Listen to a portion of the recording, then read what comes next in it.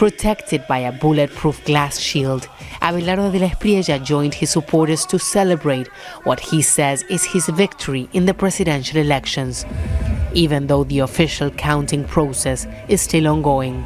On Sunday, he said, he will govern for all Colombians. There won't be winners or losers. There won't be retaliations or persecutions because in democracy there are no irreconcilable enemies. There are Colombians who think differently, that have the same rights we do. I will be the president of all Colombians and I want to talk to those who did not vote for me. De la Espriella called himself the Tiger and promised to hunt down members of armed groups in the country. In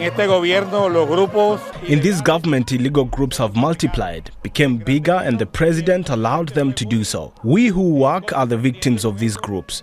That's why we need a firm hand to run the country.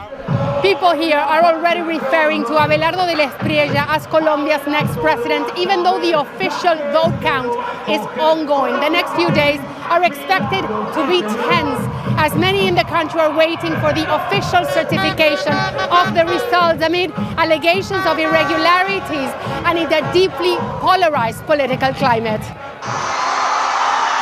Leftist candidate Senator Ivan Cepeda, a close ally of President Gustavo Petro, says he will wait for the final official vote count before acknowledging the results.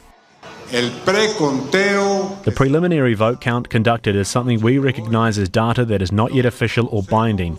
We must report that our group of witnesses are proceeding to challenge 33,000 polling stations across the country. De la Espriella said he spoke with U.S. President Donald Trump, who congratulated him on his victory. U.S. Secretary of State Marco Rubio also welcomed the result, signaling what could become a closer relationship between Bogotá and Washington. De la Espriella has pledged to strengthen cooperation with the United States in the fight against drug trafficking and armed groups, a sharp departure from the policies of the outgoing government.